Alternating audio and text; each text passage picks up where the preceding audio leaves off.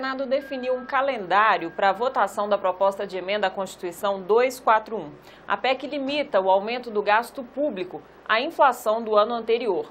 Eu converso sobre esse assunto com o líder do PSDB, senador Paulo Bauer, que vai nos contar a posição do PSDB sobre essa PEC. O PSDB vai votar com o governo, está na base do governo e aprova a matéria? Ô Glauciane, sem dúvida nenhuma, o PSDB vai demonstrar também nessa votação a sua postura de apoio irrestrito às ações do governo que visam dar à economia uma condição nova e positiva, comparando-se com o que existe hoje e com o legado que o PT nos transferiu a partir do momento do impeachment.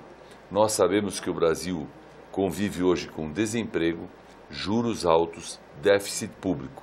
E isso precisa ser eliminado ou minimizado no menor prazo possível. O presidente Temer apresentou uma proposta de emenda constitucional que já teve uma votação na Câmara, agora vai ter a segunda, e que virá ao Senado. Essa proposta é muito simples, ela torna real e verdadeiro o orçamento público e estabelece como critério de aumento de despesas públicas o estabelecido no ano anterior, acrescido pela inflação do período. Ou seja, nós não vamos ter mais orçamento fictício, nós não vamos mais ter um orçamento faz de conta, nós vamos ter um orçamento de verdade. E entendemos nós do PSDB que essa é uma providência adequada, necessária e que vai permitir que não só o governo federal, mas também os governos estaduais e municipais comecem a trabalhar dentro de uma realidade, de uma verdade financeira e econômica que vai devolver ao governo credibilidade, que vai conquistar outra vez investimentos da iniciativa privada, que vai fazer com que os juros sejam reduzidos no Brasil e por isso o consumo possa aumentar e quando aumenta o consumo, aumenta também o emprego. É sem dúvida nenhuma uma medida provisória, ou melhor, uma emenda constitucional da melhor qualidade e muito oportuna. Sobre essa questão do emprego e do investimento, nós conversamos também com o líder do PT, senador Humberto Costa, e ele fez uma crítica, afirmou que a PEC privilegia o investimento no mercado financeiro e não no setor produtivo. E com isso, haveria desemprego na visão dele. O senhor concorda com essa visão? Não posso concordar e eu penso que a visão do PT na questão econômica do Brasil não merece qualquer credibilidade ou qualquer concordância, já que o PT deixou o Brasil caminhar na direção da inviabilidade econômica que vivemos hoje. Nós temos sim que gerar empregos a partir do investimento da iniciativa privada. As indústrias, o comércio, o setor de serviços precisam ser ativados, aquecidos. Como é que a gente ativa o setor produtivo? A gente ativa o setor produtivo, por exemplo, reduzindo a taxa de juros. Porque se a pessoa vai comprar uma geladeira, por exemplo, e paga juros de 16%, 17% ao ano, ele obviamente demora mais para comprar essa geladeira porque a prestação fica muito cara. Agora, se o juro caísse pela metade, ele poderia comprar a geladeira um pouco antes porque a prestação da geladeira vai caber no orçamento daquela família. Se ele compra uma geladeira um pouco mais cedo, obviamente a fábrica de geladeiras tem que fabricar a geladeira antes. E se ela fabrica a geladeira antes, ela precisa de mão de obra para poder tocar a linha de produção. É questão que é simples e prática de se explicar. Nós podemos e devemos acelerar a atividade econômica através, primeiro, da redução do déficit público. O governo federal, os governos estaduais e também os governos municipais não diminuem suas despesas em nenhum momento.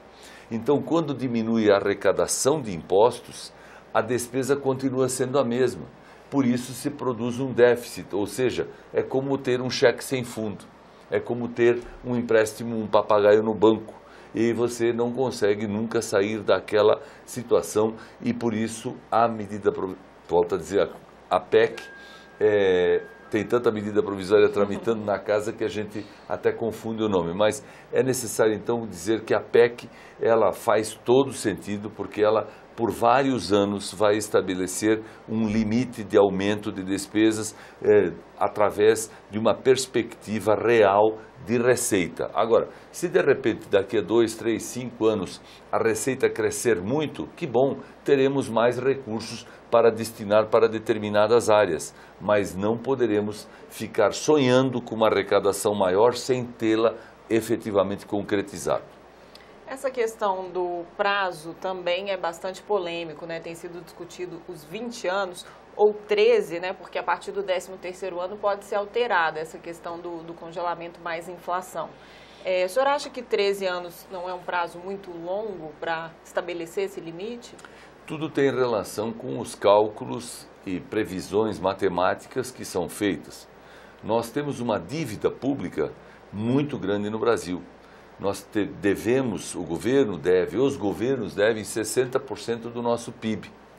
E nós não vamos poder apenas reduzir o déficit público para poder voltar a crescer, a ter empregos, a reduzir a inflação. Nós precisamos ter a redução do déficit público, aquela despesa anual maior, e precisamos também ter uma sobra para ir pagando a dívida que já existe. Por isso o prazo de 20 anos. Não adianta imaginar que nós possamos fazer economia por 1, por 2 ou por 3 anos e depois a gente volta ao normal. Nós vamos ter que reduzir o déficit público no Brasil imediatamente e vamos ter que ter recursos para pagar as dívidas que já existem e que somadas chegam a 60% do PIB. Quando o Brasil chegar num ponto que as dívidas forem efetivamente muito menores, então o governo deixa de pagar tantos juros e começa a ter dinheiro para investir mais em educação, mais em segurança pública, mais em saúde. Infelizmente, eu sempre digo que lá atrás, quando o PT ainda era oposição, ele vivia de um discurso, fora FMI, e queria impedir de toda forma os empréstimos do FMI para o Brasil. Quando o governo chega ao poder, ele paga a dívida para o FMI, bate no peito e anuncia para o país que cumpriu com a sua principal estratégia, com o seu principal compromisso, que era afastar o FMI da nossa vida. O que adiantou? Pagou a conta com o FMI e produziu um déficit público de 170 bilhões de reais só neste ano. E fora o que teve de pedalada nos anos anteriores.